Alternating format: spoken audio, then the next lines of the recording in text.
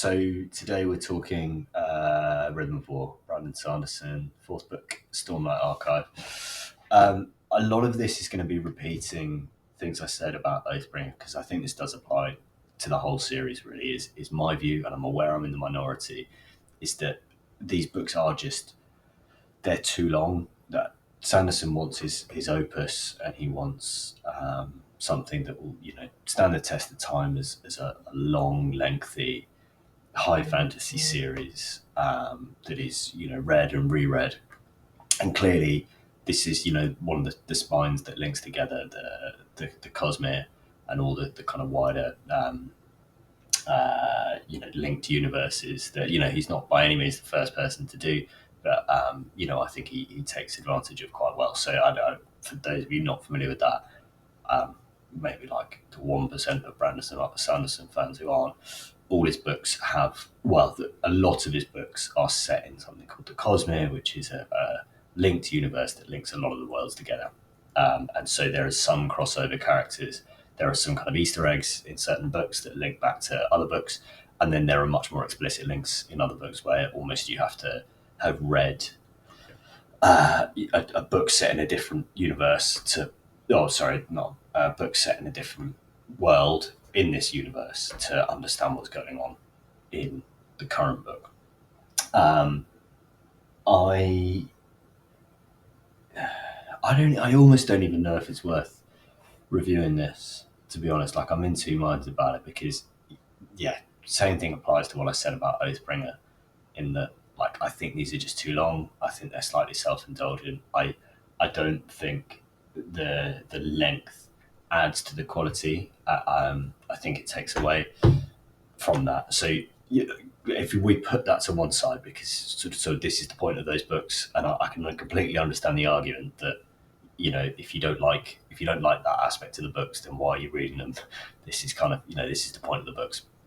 So fine, let's put that to one side. They're still good enough that I would want to read them. I just think they could be condensed and be better, but maybe I'm in the minority there. Interested to hear your thoughts. So in terms of the book itself, compared to the other three, I actually really like this for most of it. I would say maybe even more than any of the previous three, which I think is I'm in the minority on that. I think a lot of people love the second one the most. I think most people are pretty positive on one. It's a bit of a Marmite book, the third book, in that some people love it and some people really don't. But I think this one is generally seen to be one of the weaker ones. And Sanderson actually said it was one of the hardest ones he had to write because some of the reveals that he wanted to be the key defining features of this book he ended up having to do in the second book as well. So he was struggling a little bit. I think where he's gone well is he's actually much more interesting about writing villains or the villains or the other side of this conflict, and you get to see there's a lot more complexity and nuance between the different characters on the side, the antagonist side, for want of a better word. I'm trying to sort of be vague about names to stop spoilers, but probably you're on the fourth book.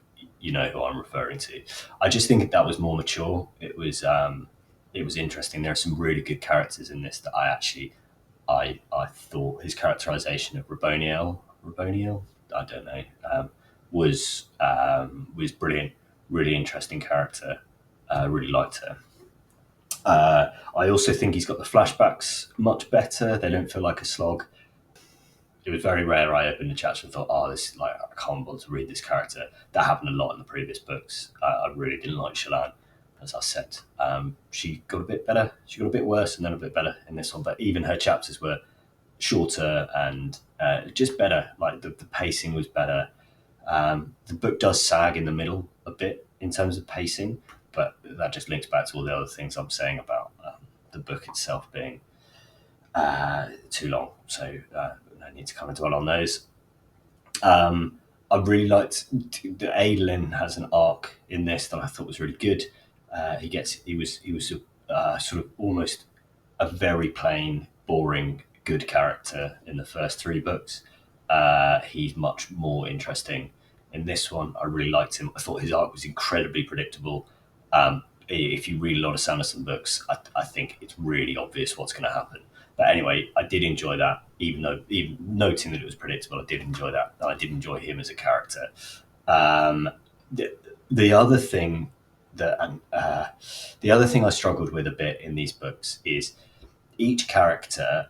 It feels like they just go through multiple arcs. So, Kaladin has an arc in the first book. It's a very clear, defined arc.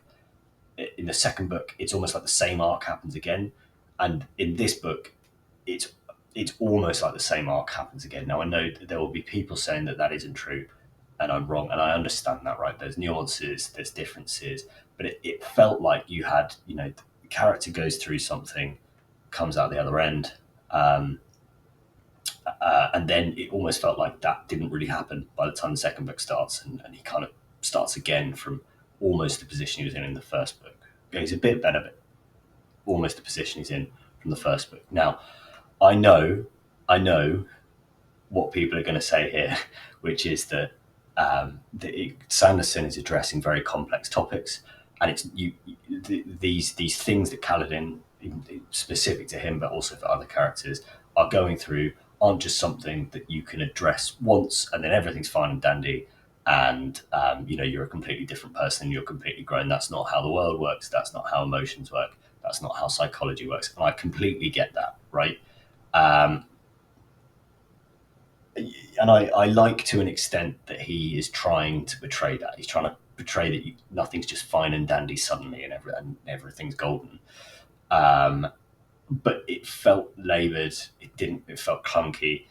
It didn't feel very skillful. Now, interestingly, I just happened to watch him do a talk somewhere where he was saying that he wanted to portray these kind of mental health issues in a more realistic light, and he had taken my understanding of the American education system is not amazing, but I think he took like a minor in psychology, and so he sort of understands these elements to a more scientific degree than most people, which is great. And I think he said, if he was going to portray these kind of things in books, he wanted it to be realistic, and he wanted to do it well or not at all. And unfortunately, I don't think he's quite skillful enough. As I think I said in the Oathbringer, but this is vaguely sounding familiar. I don't think he's quite skillful and author enough to put this through. Now, it's either that he's not skillful and author enough, or that was almost a sentence. It's either that he's not skillful and author enough, or he doesn't understand these concepts well enough. And I can't figure out which one it is. Based on that lecture, it sounds like he does understand these concepts, and therefore it's his skill as a writer. But they're quite dark, these themes, and they don't really match with the Sanderson book, which is, it's not that grim dark. It's not that like depressing generally. And so it's either that, right? It's either he's not talented, he doesn't understand it, or these themes just shouldn't really be explored in a book like this. Does that make sense? I hope that makes sense. Please let me know if that doesn't make sense, or if it does. So there's that going on. I mentioned Kaladin a lot in that, but the same thing happens with Shallan. Um, it's just a bit annoying. She has a good arc actually, though. I quite like what he does with her. But again, it sort of just doesn't feel like she makes that much progress.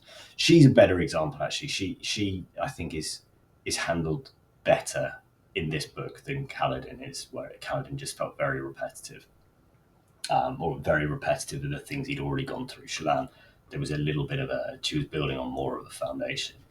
Other characters in this I really liked and this won't surprise anyone, but Navani I thought was great. And I like her arc. I like what she was going on, what she was dealing with. I thought that was quite like real, like believable, and sort of she felt very real, and that the areas where she wasn't strong enough,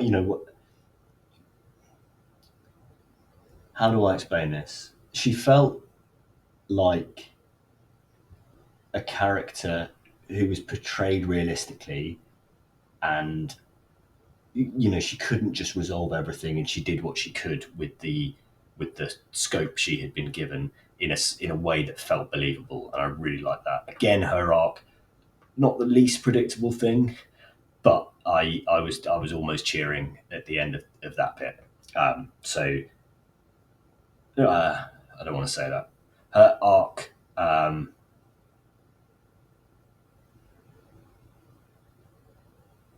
arc felt good, and I enjoyed it. I'll leave it there. I don't want to spoil anything, but it was a bit predictable. Uh, so I mentioned that I really liked this book, and I really liked it until the ending, and I thought the ending was a bit anticlimactic. It was the worst Sanderson book ending I've seen, and it's interesting because in the forward to the book, Sanderson says that the ends, or one of the end scenes in this, is one that he pictured 20 years ago and was almost like formative for writing Stormlight. He almost built on this image the Stormlight series, or like used that as a foundation for the idea for the book. So uh, was that clear? He used it as a foundation to write the Stormlight series, apparently. And I think the bit I looked it up, that bit is good, but it's nothing like the end of book one. I don't think it wasn't as emotive. It wasn't. I didn't feel as deserved, and it just didn't last very long. Like, it was just a bit anticlimactic. So I think if you're kind of sitting here thinking, is this a book I need to read? Does it spoil the series? No, and if you've already read 3,500 pages to get here, you're not going to not be reading this book. I don't think that's basically the position I was in. But I'm interested to see what he does next in the series. I think it has a huge amount of potential from here. I wish the ending was better on this one, but I feel like you can't really look at this series in its individual books, right? You have to view the series as kind of one thing, and so I definitely continue reading it. And yeah, let me know what you think about it. Was that a bit rambly? Let me know if that was a bit rambly.